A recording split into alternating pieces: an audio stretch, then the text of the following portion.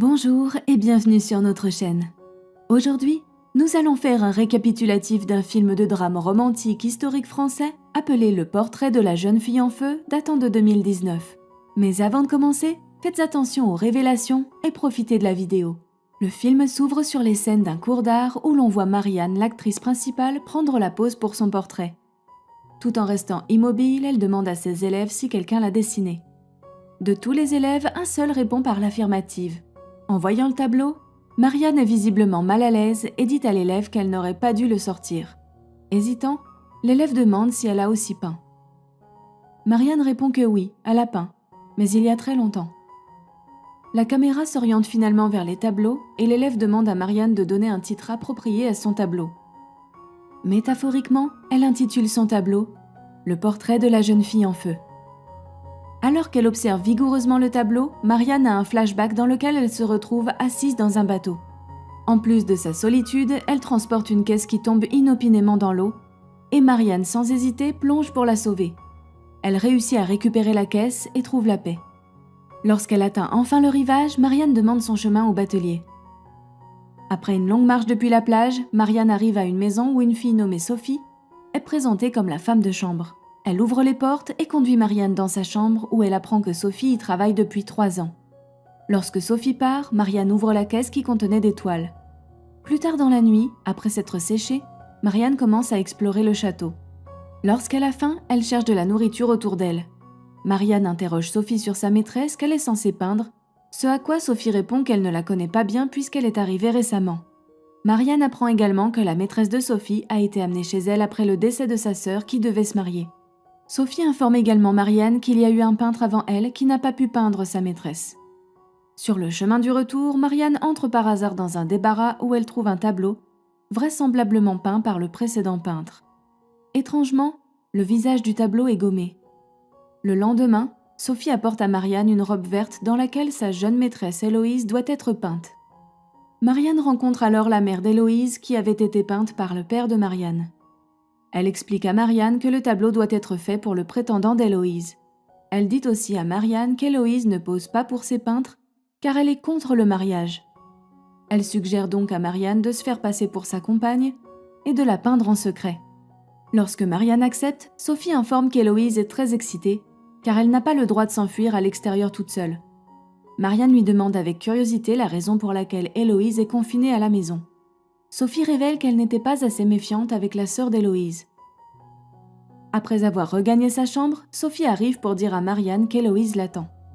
Marianne lui pose des questions sur la sœur d'Héloïse et sur la façon dont elle est morte. Sophie répond qu'elle est tombée d'une falaise et prétend ensuite que c'est un suicide puisque personne ne l'a entendu crier. Marianne descend voir Héloïse et sort de la maison. Le visage d'Héloïse n'ayant pas encore été révélé, elle commence à s'enfuir.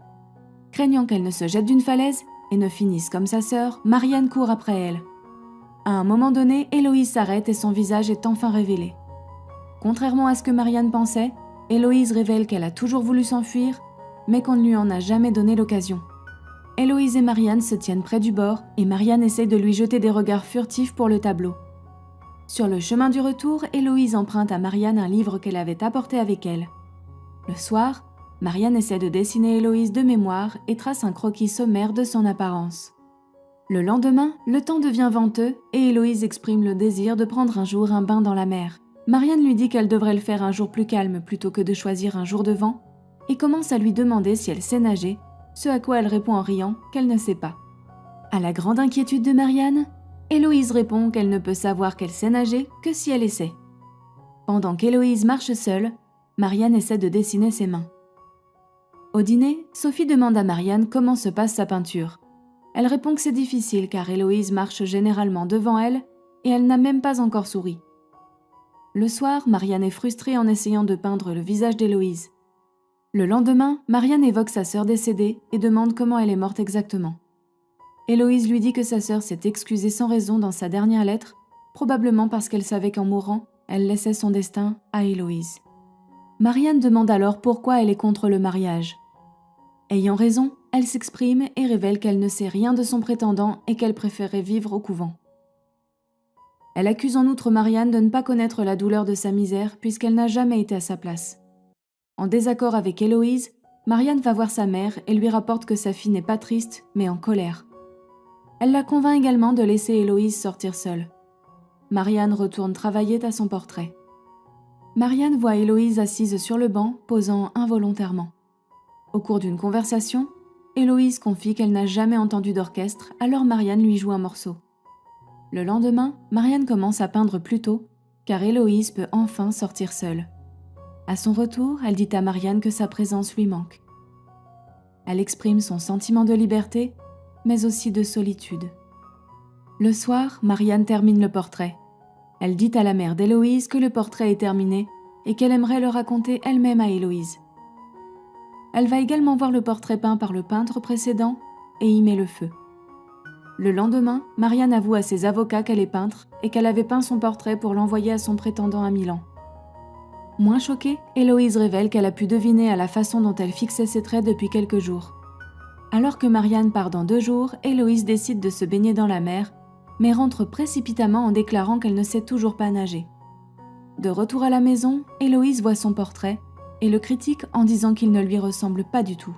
Frustrée et impuissante, Marianne enlève le visage d'Héloïse du tableau, tout comme le tableau qu'elle a brûlé auparavant. La mère d'Héloïse est déçue de voir le tableau.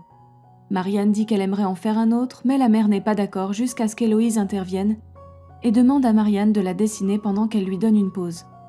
Pendant que sa mère est partie, elle révèle qu'elle a accepté la proposition juste pour pouvoir passer 5 jours de plus avec Marianne.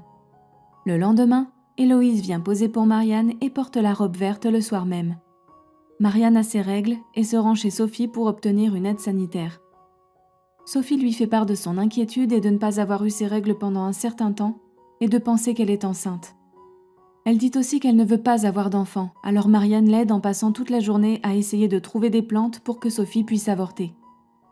À la table du dîner, alors qu'Héloïse et Marianne échangent des réflexions sur le fait qu'elles ne tomberont jamais amoureuses, Sophie tombe par terre. Elle se précipite pour l'aider. Lorsqu'Héloïse et Sophie dorment, Marianne se met à dessiner Héloïse une fois de plus. Celle-ci aperçoit Marianne en train de la dessiner, alors elle sourit et ne dit rien. Le lendemain, Marianne révèle la nouvelle choquante et s'excuse d'avoir menti en disant qu'elle était peintre. Héloïse révèle qu'elle n'est pas du tout blessée. C'est alors que Marianne dit qu'elle peut savoir qu'elle ment, parce qu'elle a observé un mouvement de main spécifique à chaque fois qu'elle ment. Héloïse appelle Marianne près d'elle et lui fait également remarquer comme elle lève les sourcils lorsqu'elle est contrariée. Le lendemain, alors qu'elle peint, Héloïse lui demande comment elle fait sourire ses clients. Elle lui révèle qu'elle les complimente. Cela la fait sourire aussi. Alors que les filles s'entendent bien, Héloïse lit une histoire à Sophie et Marianne lance un débat sur les personnages. Le trio décide d'allumer un feu d'os la nuit. Héloïse se tient près du feu et sa robe prend feu, faisant ainsi le parallèle avec la peinture que Marianne avait faite dans le futur. Le lendemain, Marianne et Héloïse se promènent et s'embrassent pour la première fois, de manière très passionnée. Au déjeuner, Sophie explique à Marianne qu'Héloïse ne se sent pas bien. Elle ne les rejoindra donc pas le soir. Trouvant cela douteux, Marianne se rend dans la chambre d'Héloïse pour prendre de ses nouvelles. En chemin, elle est déconcertée de voir le fantôme d'Héloïse dans sa robe de mariée dans le couloir. Dans la chambre, Héloïse et Marianne s'avouent toutes deux leur amour. Elles dorment ensemble cette nuit-là. Au matin, Sophie les appelle car elles doivent aller chez le médecin pour son avortement. Sophie se fait avorter cette nuit-là et aucune d'entre elles ne peut dormir. Marianne dessine Sophie et Héloïse à ce moment-là. Le lendemain, Héloïse ne peut s'empêcher de sourire pendant que Marianne la peint. Marianne va l'embrasser. Cette nuit-là, elles dorment ensemble. Marianne se réveille tôt et termine le tableau le lendemain. Lorsque le tableau est révélé à Héloïse, elle a tendance à l'apprécier. Cette fois, Héloïse dit que Marianne a détruit son premier tableau pour elle-même. Marianne dit qu'elle veut détruire celui-ci aussi. La dispute s'envenime lorsque Marianne laisse échapper l'idée refoulée de rompre ses fiançailles. Attristée et blessée, Héloïse s'enfuit. Le lendemain, Marianne court retrouver Héloïse et lui présente ses excuses en lui disant qu'elle n'oubliera jamais leur amour lorsqu'elles se sépareront. En guise de souvenir, Marianne dessine un autoportrait dans le livre d'Héloïse.